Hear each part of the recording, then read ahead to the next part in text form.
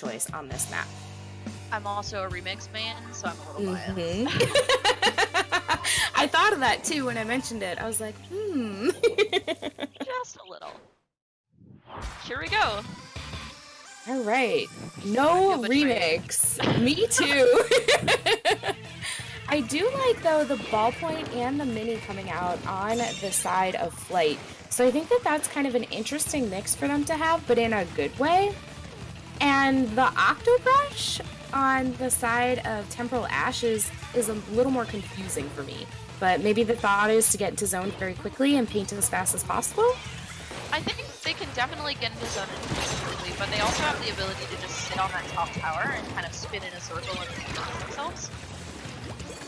Very true. I think the interesting thing here is, wow, just that Rella just entirely squished that ballpoint there.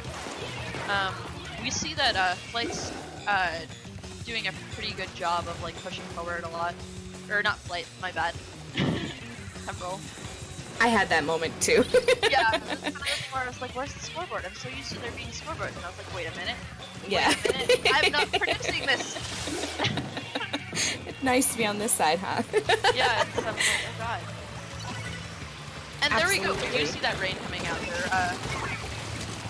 And we do see a T-Tech. Wow, that's a full wipe. So I guess we see Flight being able to come in and take that zone. They'll probably be able to get through that penalty pretty quickly. They're not moving forward as much as you'd expect, but I guess there we go. There the slot goes on. I think they were just waiting for that cover from the Inkjet. Unfortunately, it didn't do maybe as much as they had hoped. That Booyah literally did nothing right there. Maybe it was a little too high to take some of the zone that they were hoping for. I think some of it is just the ballpoint can be so quickly painted right under where the zone is. Well, it doesn't even matter, like that the Booyah went off. They just paint while the Booyah's going on, and it just totally covers it up. We see a nice, good jump out there, considering it was going to be a 2-on. And we do see Temporal being able to take a pretty good control over the zone with only Dialis in the middle, and Dialis goes down. I think that was kind of their ace in the hole there. They needed to make sure that their sloshing machine stayed because they could paint pretty quickly for what they were doing and build special, which has that splashdown to get those bigger areas of the zone. So I think that was kind of the misstep and why the zone changed over to Flight here. You do see that baller coming out from this Slosher deco. It doesn't look like they were going to do much, but it did do a considerable amount of damage. That ballpoint on the top level there is just so deadly, not to mention with the slosher coming up on the left, there was nowhere for the ballpoint to go. Or there was nowhere for the Kenza to go. It's very true. I think that the Kenza Pro just had a really hard time kind of getting out of that. And it looks like right now Flight is in a fantastic position, except they weren't paying attention to that side, but I guess it doesn't matter as the game does tick down, and our first game of the day is going to go to Flight. That was a pretty good game. Like, it seemed very close and very back and forth, but then Flight just managed to, like, hold onto the zone and just totally negate the specials there. Wow.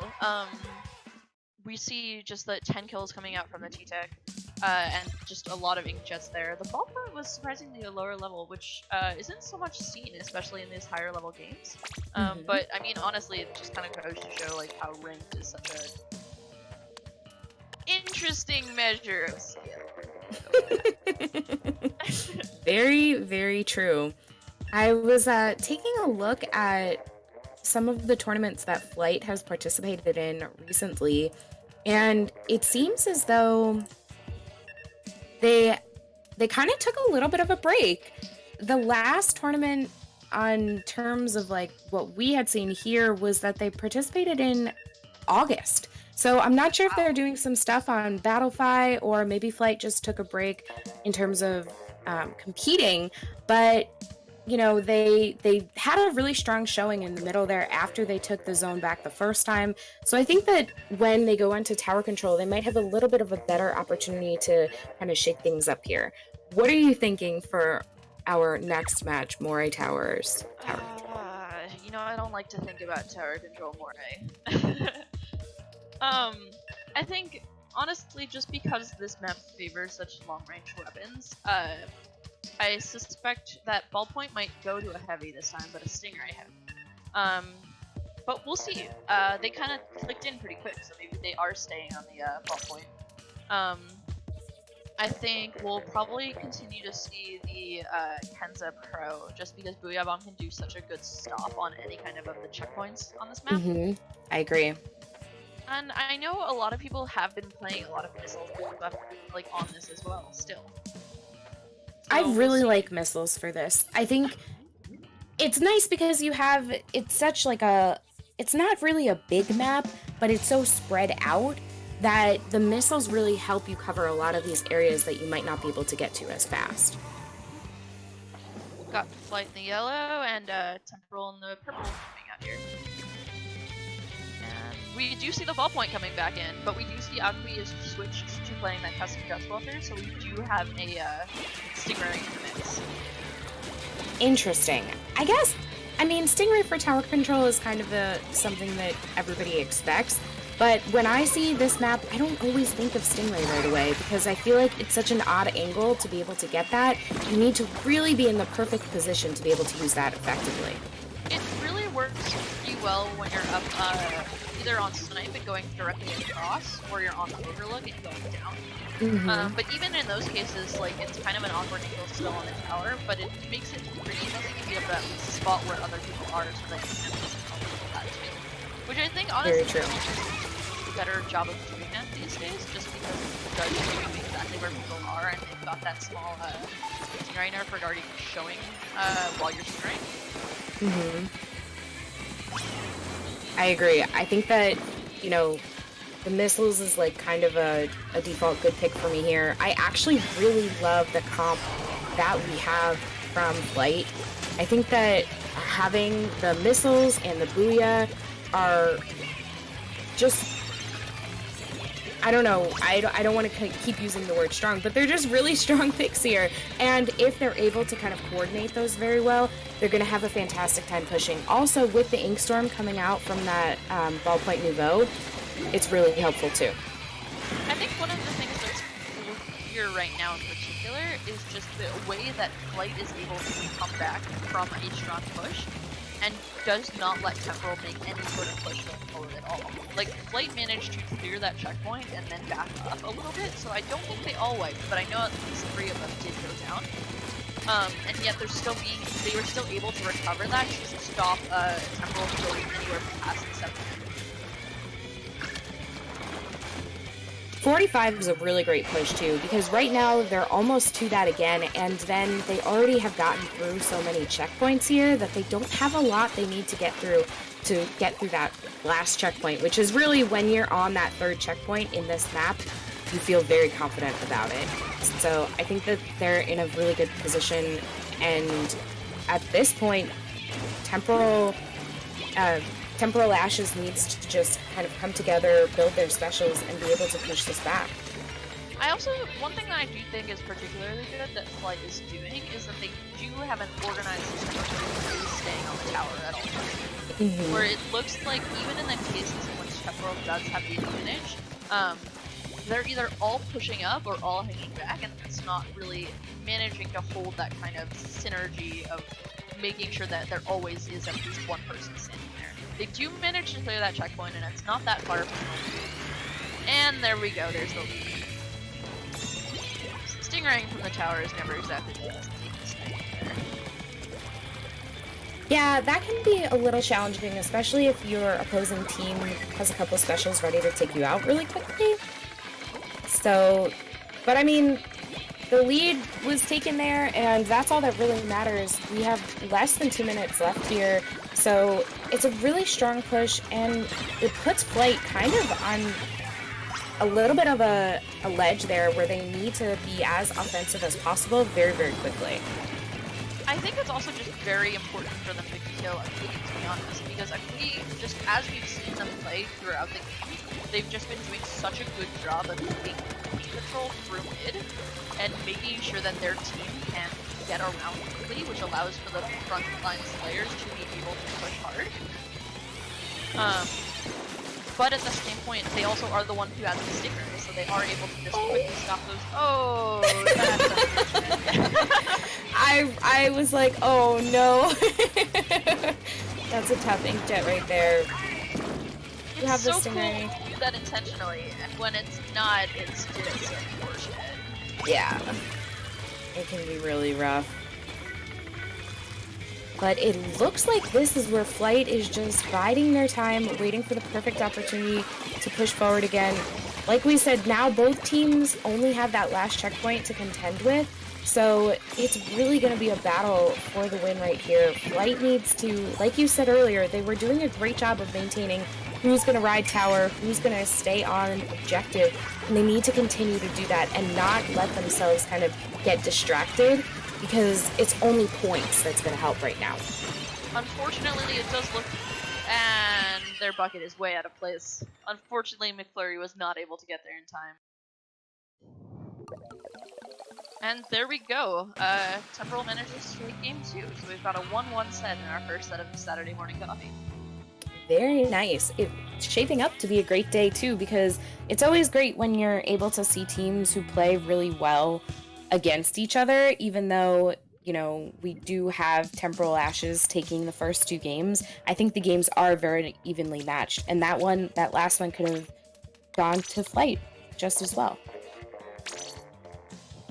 Yeah, I mean, I think definitely, like, Flight did an excellent job of holding the zone game 1, and I think that they had a pretty good chance of, like, it looked like they had a very good chance of winning game 2, but then Temporal just had one really good push, where they really coordinated well. They kept the jet on the tower, they had their slayers pushed forward, and just did not let Flight anywhere close to the tower. Which I think is one of those cool things that you can do on Ray Towers, is just that there are only that many places that can hit the tower at one spot, just because, like, the map is so long that if you're just watching those spots, it makes it easier to be able to clear those checkpoints. Absolutely. I think you're very, very right in that. And we're going to see what they're able to do here on Rainmaker, because the Reef, after the changes, I feel like it became a much stronger map, even though there weren't as many changes as in zones per se. But I still think that it's a really fun map to be able to play Rainmaker on, and you have a lot of options to kind of come around, flank. There's still the strongest push, which tends to be like around the back of the car. House, the car, yeah. And I think that that's pretty strong, so... I think it's also just an interesting one because of just how it can go downhill very fast, and it's not even so much clarity of, like, where they're pushing, because there's a lot of ways to kind of, like, juke around this map, where it's like, oh, it looks like they're going this way, and then they're actually going this way, and there's a lot of pathways for people to be. Like, of course, there's really only, like, 2 main ways to get to Pedestal, but there's still a lot of movement in there that allows for a variety of teams being able to push one way and then immediately change the other way. Very true. It seems like Discord is having a couple of issues, so I'm interested to see how that's going to affect some of these team comms and what their positioning will be, because a lot of teams really rely on that, which is obviously the way you want to do it, have great communication with your fellow teams. So we'll see if this game turns out to be a little different than some of the other ones we've seen so far. Oh dear, Discord, you know, out of a thing that gets used so frequently and probably has so much venture capital poured into it, it would be really cool if they could manage the one thing that is particularly necessary. Absolutely, but it seems like so far we're not having such a hard time with Flight. I'm not sure if it's kind of been showing on stream just now, if we'll be seeing the rest of this match here, but Flight has pushed up to the 56-point mark, which is pretty strong for them there. There we go. Now we have this on stream, so it's a really good opportunity. Oh my god, loudly. I don't know. No. It happens. He's dealing with the Discord issues, trying to make sure everything runs smoothly for us here. Thank you guys. So right now, you know, Newt is pushed up pretty far with not a lot of the rest of the team here. I'm wondering if that's some of those communication issues, but is able to take out that umbrella, that Booyah coming out to show, you know, they made a good play there.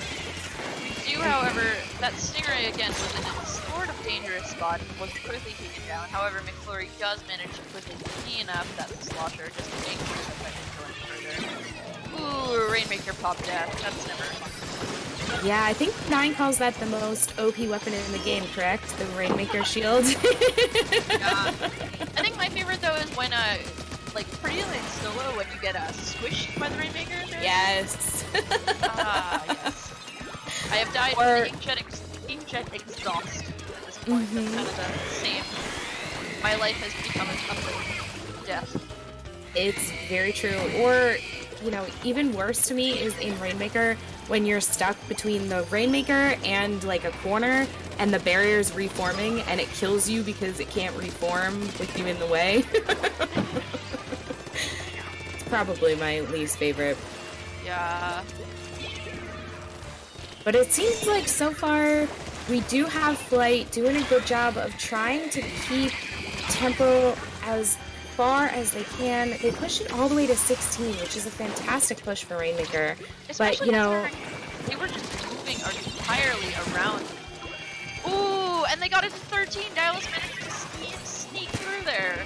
nice. But they managed to just get around that Stingray so quickly, and just like it seemed like nothing was about to like stop them. They were just running through it like, nope, nope. This is my charge and this is my street. Very true. I really also enjoyed how many hits that Brella just had with those auto bombs. That's kind of a treat because you don't often see that. Oh, Prism didn't quite make it out in time with that jump. So, you know, this is really where Flight has been on the offense over and over and over again. They have such a good opportunity to get this game today because there's still time left on the clock, obviously, for Temporal Ashes to run this back, but not sure. It seems like at this point they're gonna have a very hard time. At least their Reshi was able to clean up the Rainmaker, not let them get any further than that 13. And it does look like there's at least 3 down, potentially a full wipe on the side of Flight. So potentially this will be Temporal's chance to be able to push forward a little bit. They do have a pretty good control over the bridge, however they really don't have a lot of map control anywhere else. It seems like they're really focusing on that forward play rather than going off to the side where they're really fucking players. I completely agree with you. I think that would have been a great opportunity to go to the left there. And maybe that's just a little bit of a miscommunication or a lack of map of awareness there. Maybe that's Discord's fault. We can kind of blame Discord for that. I'm here for always blaming Discord. We do see, however, they are managing to get further up. It is just basically nude up there. They are 3 down. It just needs to get past the slosher, and there's the lead! And oh my gosh! And a dunk! There it is! That was absolutely amazing, that play. I'm watching it and hearing you talk. I'm like, oh my god, they're gonna do this. They're actually gonna be able to like take this and really take everything down, and they did a fantastic job. Wow, that was. If I was that Rainmaker carrier, I would say that's flippable as heck. Also, just like cheers to Nude with the 19 KA there and the heavy slatling. Like, wasn't able to make that last second play, but honestly, like the heavy at that end, not really possible to do so. Especially, what are you gonna do? Throw a sprinkler at them?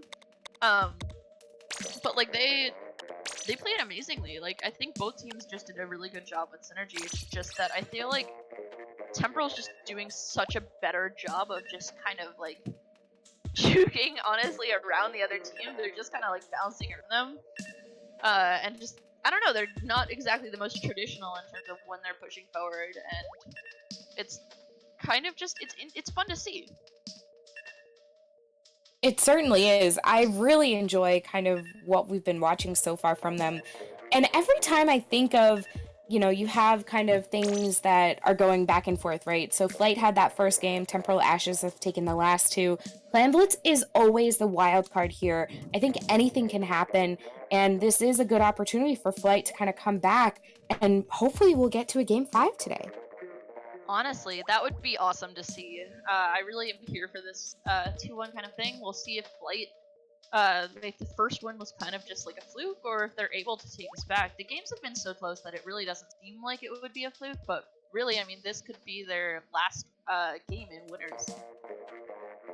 It certainly can. I think that this could be like the opportunity that they're going for, you know, on the side of Flight to take it, or like you said, you know, Temporal Ashes can take this home very, very quickly. So we'll see. I mean, Sturgeon Shipyard for Clan Blitz is also, I think all of these maps that we've seen so far, maybe with the exception of Tower Control, are very great map mode combinations. And I think Clan Blitz on Sturgeon is another one.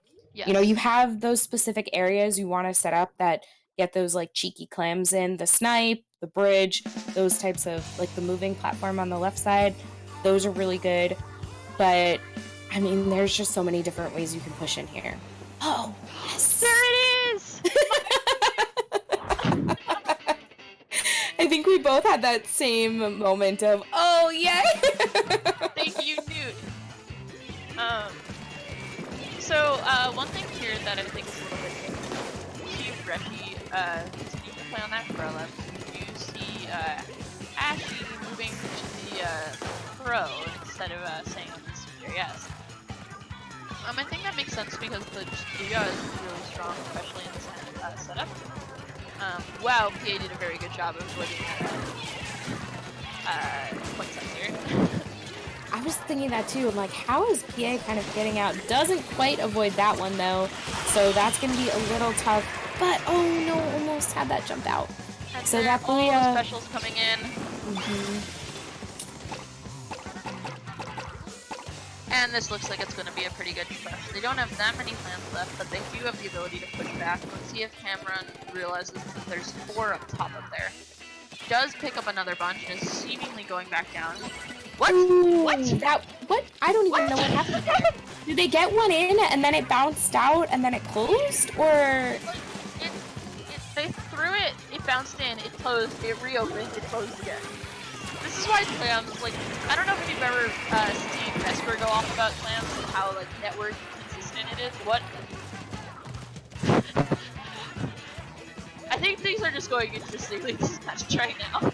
I think so too. This seems to be, I don't know whether it's spectator lag or game lag or what like phenomenon mystery is going on right now, but as we can see, Temporal Ashes has 2 power clams at the ready. They get that first break in. No, they missed it? Nope, it did not go fully in, but now they are able to, the inkjet picked it up, which means that it's going to be stuck in the air.